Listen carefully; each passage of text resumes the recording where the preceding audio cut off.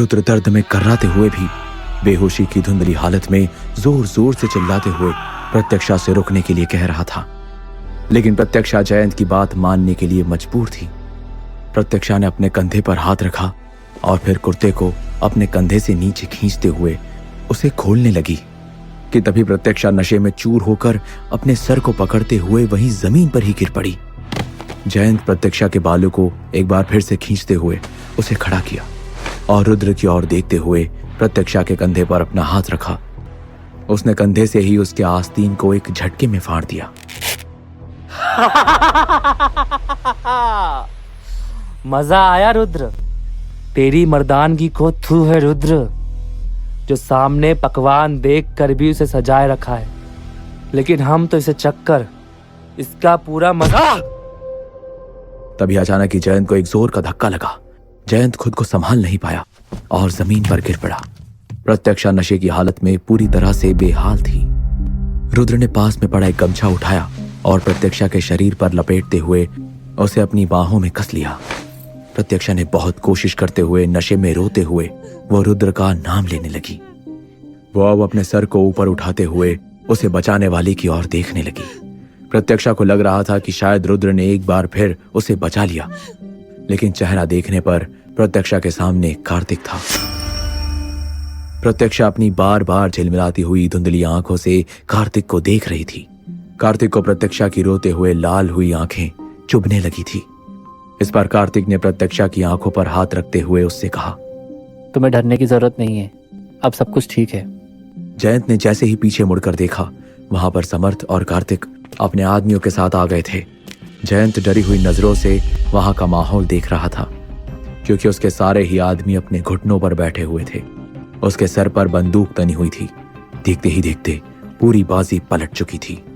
समर्थ भागता हुआ रुद्र के पास पहुंचा और हाथ खुलते ही रुद्र भी जमीन पर जोरों से गिर पड़ा। रुद्र, तुम्हें ढूंढने में जमीन आसमान अलग कर दिया। शुक्र है हमें मिल गए।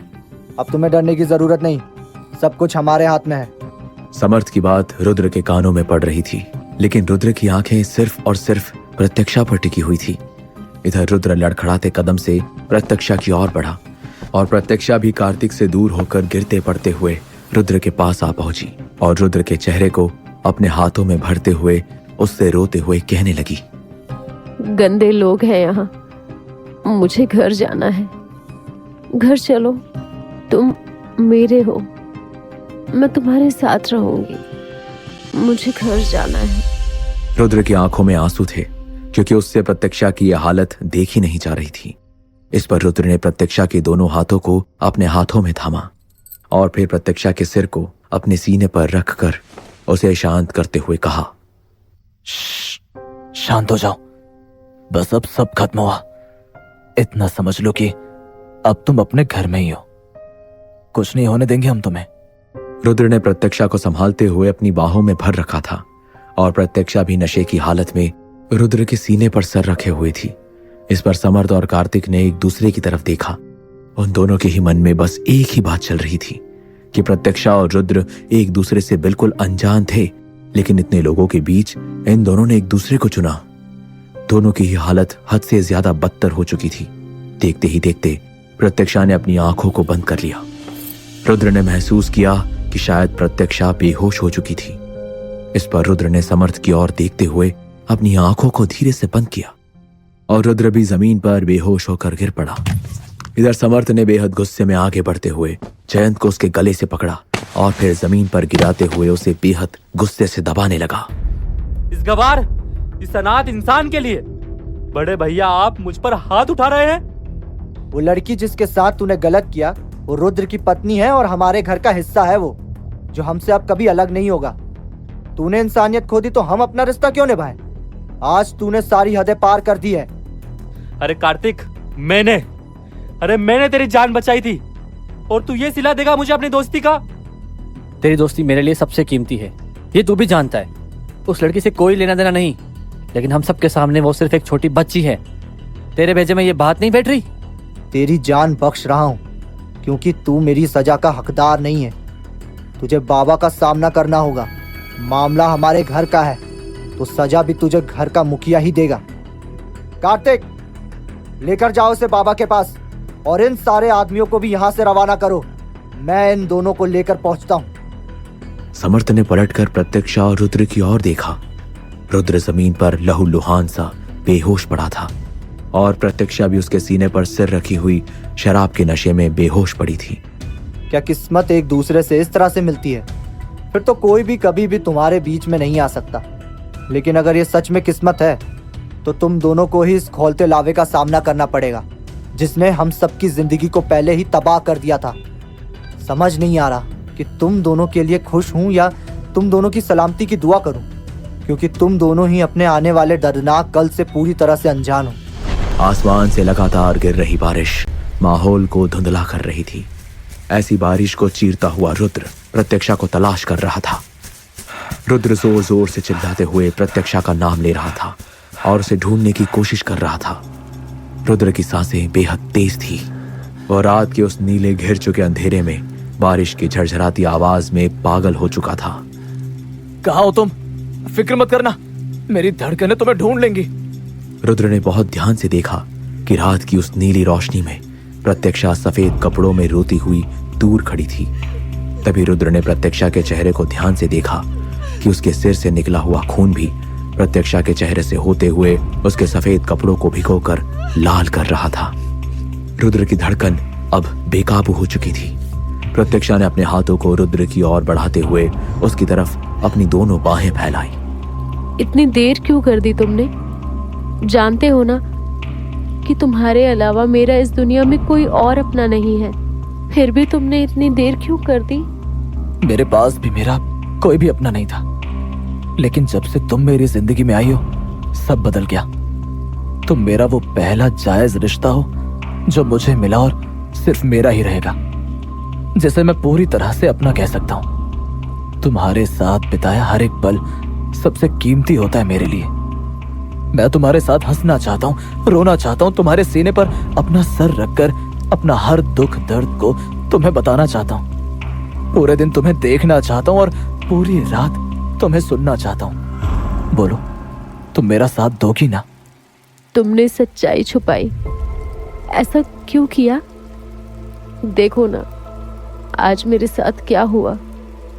तुमने तो वादा किया था ना कि तुम मुझे सुरक्षित रखोगे, फिर देखो ना आज मेरी जान किस तरह से जा रही है। मुझे घुटन हो रही है, मेरी सांसें मेरा साथ छोड़ रही हैं।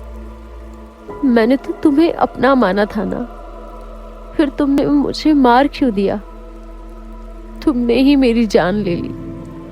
तुम जानते थे ना कि मैं सबसे ज्यादा भरोसा तुम पर करती थी।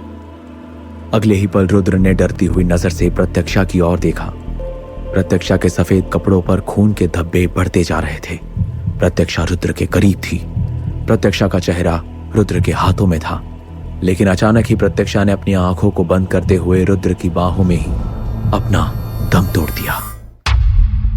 नहीं, तुम नहीं जा सकती। कि तभी अचानक ही रुद्र की आंख खुल गई। आंख खुलने के अगले ही पल रुद्र ने महसूस किया कि यह कोई हकीकत नहीं थी, बल्कि यह उसका एक बुरा सपना था। रुद्र ने देखा कि वो और प्रत्यक्षा दोनों ही अपने कमरे के बिस्तर पर लेटे हुए थे और कोई भी नहीं था। रुद्र ने प्रत्यक्षा की ओर अपनी नम आंखों से देखा और अपने हाथ को आगे बढ़ाया और उसने बिना कुछ सोचे समझे ही प्रत्यक्षा के माथे को चूम लिया और उसे अपने सीने से लगाते हुए खुद को तसल्ली देने लगा कि उसने जो देखा वो सिर्फ एक सपना था। प्रत्यक्षा अब महफूज है। बहुत ठीक है, अभी उसे नींद की दवाई दी गई। देर से उठेगी वो। जरा बाहर तो आओ तुम। रुद्र प्रत्यक्षा को सोते हुए छोड़कर समर्थ के पास गया। वो जैन नहीं था जिसने महल में घुसपैठ की थी। बात जरा अजीब है, लेकिन तुम्हें यह पता होना चाहिए कि बहू को लेकर काफी कुछ ऐसा है जो हमें नहीं पता। उसकी जान खतरे में है और अब वो हमारी वो कमजोरी हो गई है जिसका इस्तेमाल करके हमारे ही दुश्मन हमें अपना निशाना बनाएंगे। तो अब आप क्या चाहते हैं? इसका ध्यान रखो, इसके साथ रहो। इसलिए नहीं कि ये तुम्हारा फर्ज है, बल्कि इसलिए क्योंकि इसकी जान खतरे में है। इसके खुद के घर के लोगों ने इसे निकालकर बाहर फेंक दिया था। ये शहर में रहती थी, तो इसकी किसी से क्या दुश्मनी हो सकती है? तुम इसको जानते ही कितना हो? ये तुम्हारी पत्नी है तो बताओ कौन है ये? सिर्फ उस दिन से जानता हूं जिस दिन से मैंने इसे बाजार से खरीदा था। मैं इसके बारे में कुछ ज्यादा नहीं जानता। क्या तुम इस बच्ची को बाजार से लाए थे? तुम्हारा दिमाग तो नहीं खराब है? लंबी कहानी है बड़े भैया। मैंने इसे इस तरह से नहीं खरीदा था जैसे आप सोच रहे हैं। मैं इसे उस गंदे माहौल से बचाना चाहता था। जब इसे आजाद किया तब तक इसके ही परिवार ने ही इसे ठुकरा दिया और बाबा ने हमारी शादी करवा दी। जिस रुद्र को मैं जानता था वो लड़कियों से दूर रहता था, उन्हें गले लगाकर या उनके माथे को प्यार से सहलाता नहीं था। ये तुमसे बहुत छोटी है, तुम समझ रहे हो ना मेरी बात?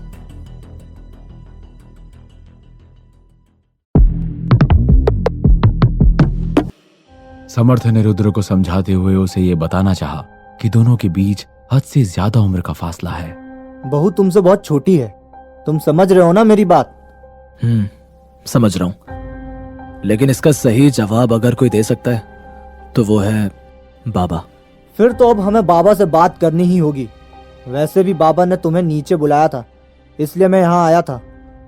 समर्थ ने रुद्र को सहारा देते हुए उसे बेड से उठाया और फिर धीमे कदमों के साथ उसे नीचे बाबा साहेब के पास लेकर चला गया। बाबा साहेब के पास पहुंचते ही समर्थ और रुद्र दोनों ही बाबा साहेब से जो भी कुछ हुआ उसके बारे में बात करने लगे। देखते ही देखते कुछ घंटे भी बीत चुके थे। हमारी बातें सिर्फ हम तीनों के बीच ही रहनी चाहिए। हमारी बहुरिया को कुछ भी पता नहीं चलना चाहिए। और हाँ, अब से बहुरिया पर खास नजर रखी जाएगी। रुद्रा, तुझे घर से बाहर निकलने की जरूरत नहीं है। अब जाओ और आराम करो जाकर, रात होने को आई है।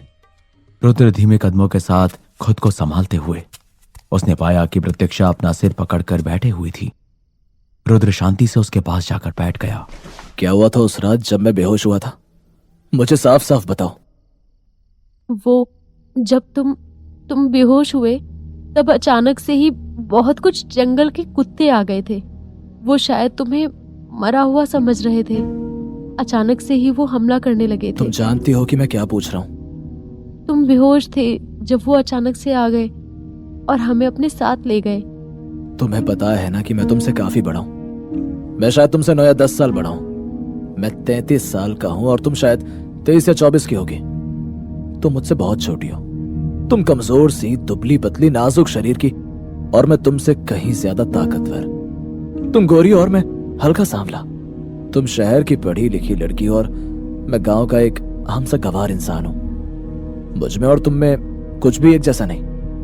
हम दोनों एक दूसरे से बेहद अलग हैं और मुझे लगता है कि हमारा अलग होना ही हमारी अपनी पहचान है। मैं समझी नहीं, तुम क्या कहना चाहते हो? तुमने मुझे जिस तरह से बचाया, दोबारा वैसा मत करना। एक इंसान के लिए सबसे शर्म की बात यही होती है जब उसकी हिफाजत के लिए उसकी पत्नी की इज्जत दांव पर लग जाए। मैं तुम्हारी हिफाजत आंख बंद करके भी कर सकता हूं, लेकिन जब बात मेरी आएगी तुम्हें बहुत मुश्किल होने वाली है। मैं जानता हूं कि तुम्हारे पास रहने का कोई ठिकाना नहीं है, जाने के लिए कोई जगह नहीं और कहने के लिए अपना कोई भी नहीं है, पर मैं तुमसे वादा करता हूं कि तुम्हें सुरक्षित रखूंगा हर हाल में। प्रत्यक्षा खामोशी से रुद्र की बातों को सुन रही थी, लेकिन इस बार रुद्र और प्रत्यक्षा के बीच वो दूरियां कहीं गुम हो गई थी, जहां दोनों ही एक दूसरे से अलग थे। रुद्र को प्रत्यक्षा के शरीर पर वो घाव अपने अतीत की परछाई से भयानक दिख रहे थे।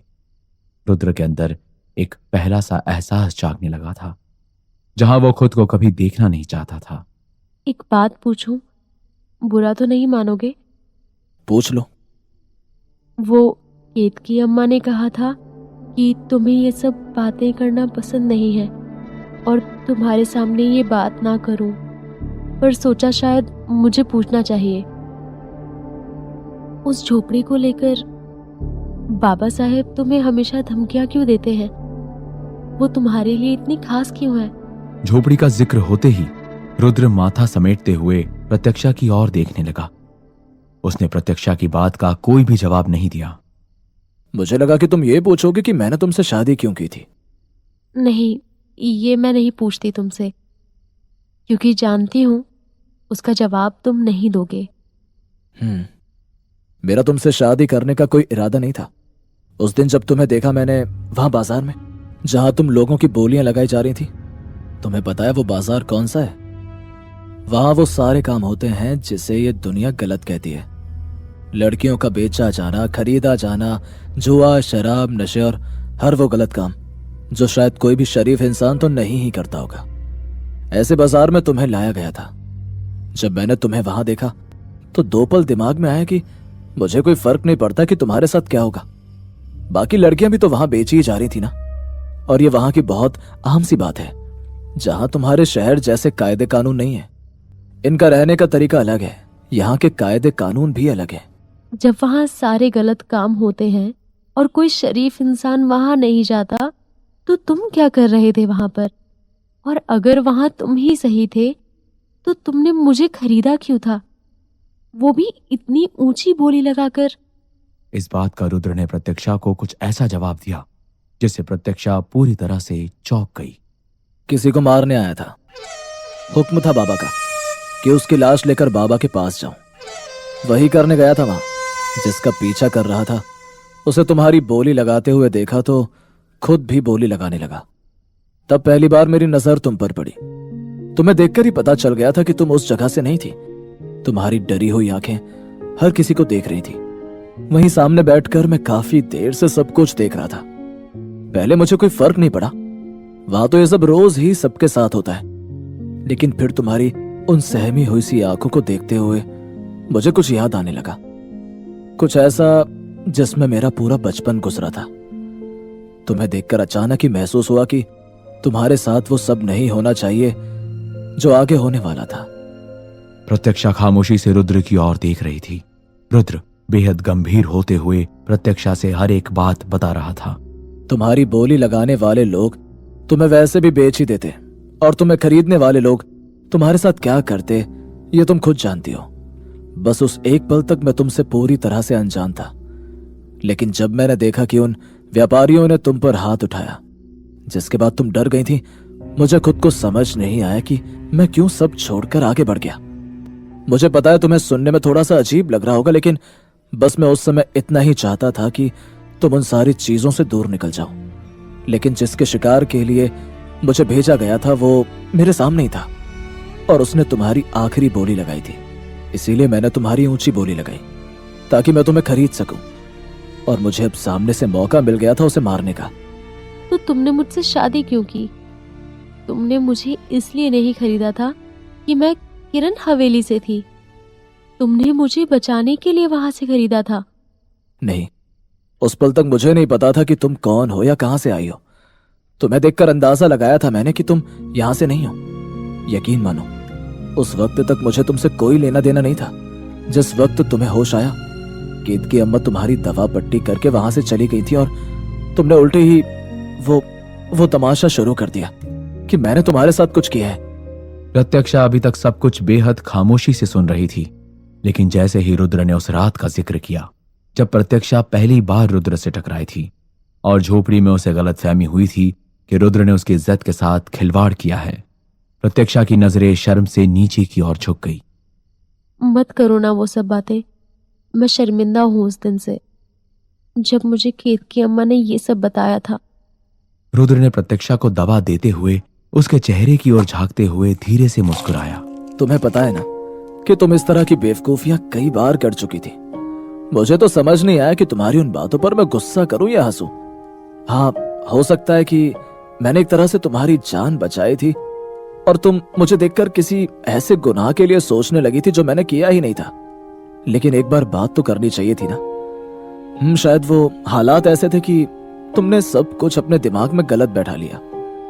तुमने अभी तक नहीं बताया कि शादी क्यों की तुमने मुझसे। हमारी शादी तुम्हारी बेवकूफी की वजह से ही हुई थी।